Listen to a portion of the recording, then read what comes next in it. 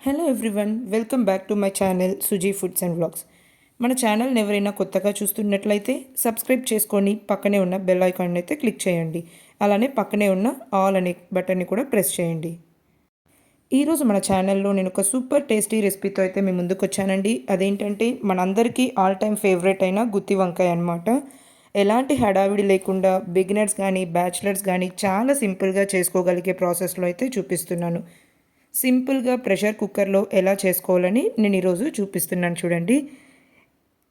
చాలా simple process అండి. వంట రాని వాళ్ళు కూడా ఇలా ట్రై చేశారంటే చాలా సింపుల్గా ప్రిపేర్ చేసుకోవచ్చు. మరి ఇంకా లేట్ చేయకుండా ప్రాసెస్ స్టార్ట్ చేసేద్దాం చూడండి. ముందుగా స్టవ్ మీద ఇలా ఒక ప్యాన్ పెట్టుకొని ఇందులో నేను ఒక 3 to 4 టేబుల్ స్పూన్స్ దాకా పల్లీలు అయితే యాడ్ చేసుకున్నాను. ఈ పల్లీల్ని మనము బాగా డ్రై రోస్ట్ చేసుకోవాలండి. ఈ ప్రాసెస్ అంతా మనము లో టు మీడియం ఫ్లేమ్లో పెట్టి ఫ్రై చేసుకోవాలి. నేను ఇక్కడ 2 టైమ్స్కి చేస్తున్నానండి ఈ గుత్తి వంకాయ, కాబట్టి నేను వాటికి తగ్గ మెజర్మెంట్స్ అయితే చెప్తున్నాను. మీరు 1 టైంకే చేసుకునేలా ఉంటే క్వాంటిటీ కొంచెం తగ్గించుకొని చేసుకోండి.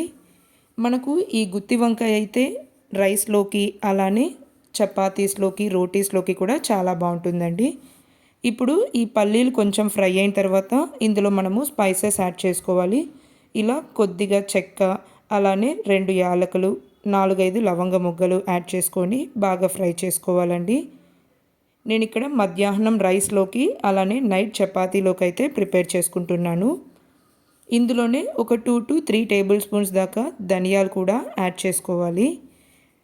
ఇందులోనే 1 టేబుల్ స్పూన్ జీలకర్ర కూడా యాడ్ చేసుకోవాలి. ఇప్పుడు ఇవన్నీ బాగా ఫ్రై చేసుకోవాలండి. అంతా డ్రై రోస్టే చేసుకోవాలండి. మనము ఎక్కడ ఆయిల్ యాడ్ చేయాల్సిన అవసరం అయితే లేదు. ఇందులో మీరు కావాలంటే మెంతులు కూడా యాడ్ చేసుకోవచ్చండి. మంచి ఫ్లేవర్ కోసం అయితే నేను మెంతులు అయితే యాడ్ చేయటం లేదు. అలానే మీ దగ్గర ధనియాలు లేకుంటే ధనియాల పొడి కూడా యాడ్ చేసుకోవచ్చండి మనము గ్రైండ్ చేసేటప్పుడు. ఇందులోనే ఇలా 1 కప్ అయితే నేను ఎండు కొబ్బరిని ఇలా సన్నగా కట్ చేసుకొని యాడ్ చేసుకున్నాను. ఇప్పుడు వీటన్నింటికి కూడా మనము చక్కగా డ్రై రోస్ట్ చేసుకోవాలండి. మనకు ఈ దినుసులు అనేవి ఎక్కడ మాడిపోకుండా లో టు మీడియం ఫ్లేమ్లో పెట్టి ఫ్రై చేసుకోవాలి. ఇందులోనే ఒక 1/2 కప్పు దాకా నేను నువ్వులు తీసుకుంటున్నానండి. తెల్ల నువ్వులు తీసుకొని బాగా ఫ్రై చేసుకోవాలి. నేను ఇవి స్టవ్ ఆఫ్ చేసిన తర్వాత యాడ్ చేసుకున్నానండి. ఆ వేడికే మనకు నువ్వులు అనేది చక్కగా ఫ్రై అయిపోతుంది. ఇవి ఏవైనా మాడిందంటే మనకు చేదొచ్చేస్తుందండి. తర్వాత మనకు పేస్ట్ చేసిన తర్వాత ఇందులోనే ఇలా కొద్దిగా అల్లం ముక్కలు, అలానే కొన్ని వెల్లుల్లి రెబ్బలు కూడా యాడ్ చేసుకోవాలి. ఇప్పుడు వీటన్నింటినీ మనము ఒకసారి బాగా మిక్స్ చేసుకొని పూర్తిగా చల్లారనిచ్చుకోవాలండి. ఇప్పుడు మనము వంకాయలు కట్ చేసుకోవటానికైతే ముందుగా ఇలా వాటర్ తీసుకొని అందులో కొద్దిగా సాల్ట్ యాడ్ చేసుకోవాలండి.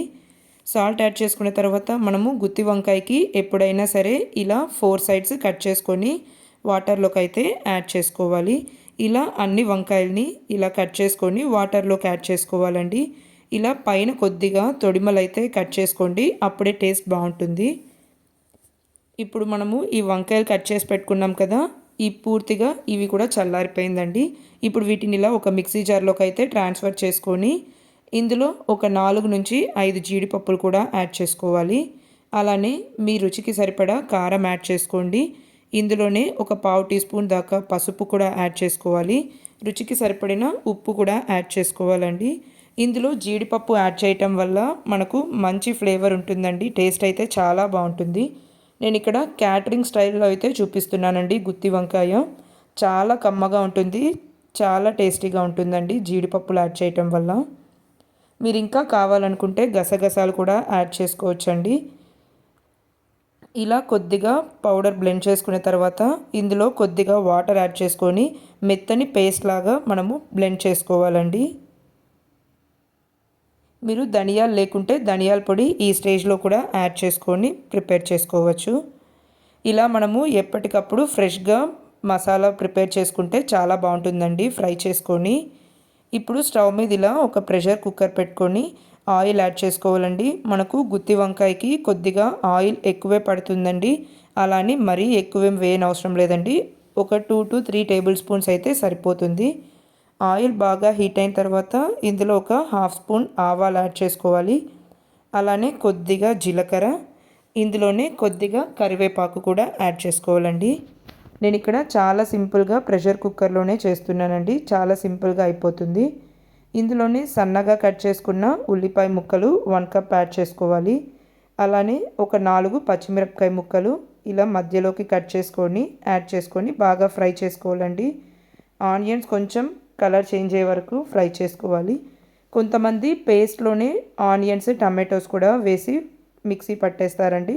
బట్ ఇలా యాడ్ చేసుకొని చేసుకోవటం వల్ల టేస్ట్ అయితే చాలా బాగుంటుందండి.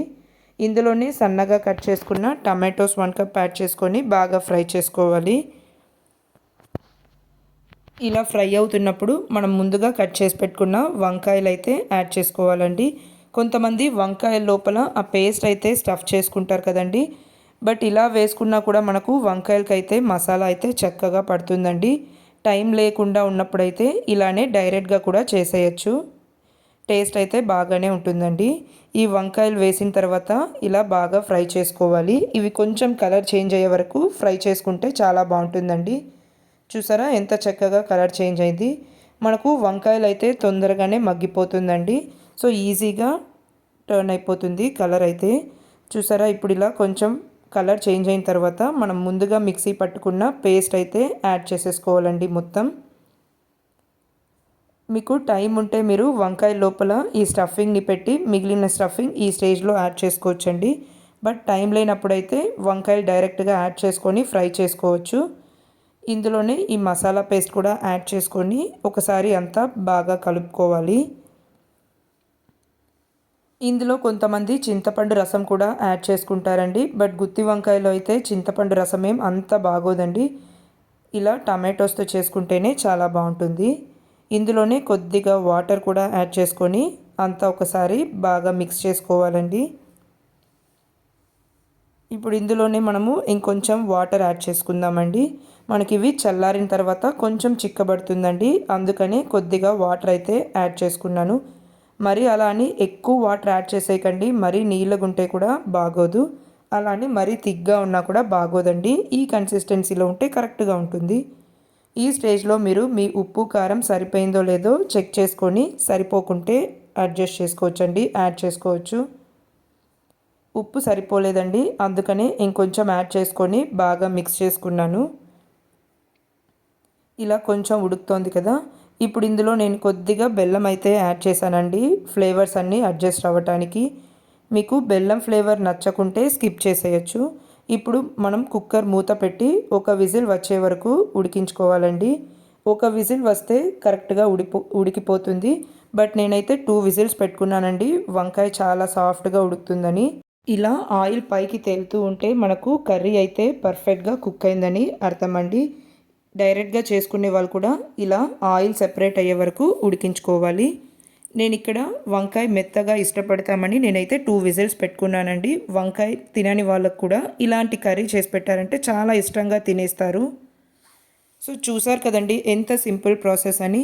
మనకి గుత్తి వంకాయ కర్రీ అయితే వైట్ రైస్లోకి అలానే చపాతీ రోటీస్కి బిర్యానీలోకి సైడ్ డిష్గా అయితే చాలా బాగుంటుందండి. సో ఇంకా మీరు కూడా లేట్ చేయకుండా ఈ సింపుల్ అండ్ టేస్టీ గుత్తి వంకాయ కర్రీని అయితే ట్రై చేసి మీరు కూడా ఎంజాయ్ చేయండి. మన ఛానల్లో ఇలాంటి సింపుల్ అండ్ టేస్టీ రెసిపీస్ అయితే చాలా ఉన్నాయండి. సో ఛానల్ని విజిట్ చేసి మీరు కూడా ట్రై చేయండి. మన ఛానల్లో ఉన్న రెసిపీస్ అయితే బిగినర్స్ అండ్ బ్యాచిలర్స్కి చాలా బాగా హెల్ప్ అవుతుందండి. చాలా సింపుల్ ప్రాసెస్లో ఉన్నాయి. ఈ వీడియో కనుక మీకు నచ్చినట్లయితే లైక్ చేయండి. అలానే మీ ఫ్రెండ్స్ అండ్ ఫ్యామిలీతో కూడా షేర్ చేసుకోండి. మన ఛానల్ని ఎవరైనా కొత్తగా చూస్తున్నట్లయితే సబ్స్క్రైబ్ చేసుకొని పక్కనే ఉన్న బెల్ ఐకాన్ అయితే క్లిక్ చేయండి. సో ఫర్దర్ నేను పెట్టే వీడియోస్కి అయితే మీకు నోటిఫికేషన్స్ వస్తుంది, మిస్ కాకుండా చూడొచ్చండి. Thank you for watching. Please like, share and subscribe to my channel. మళ్ళీ ఒక ఇంట్రెస్టింగ్ వీడియోతో మీ ముందుకు వస్తానండి. అంతవరకు keep watching and keep supporting. Thank you.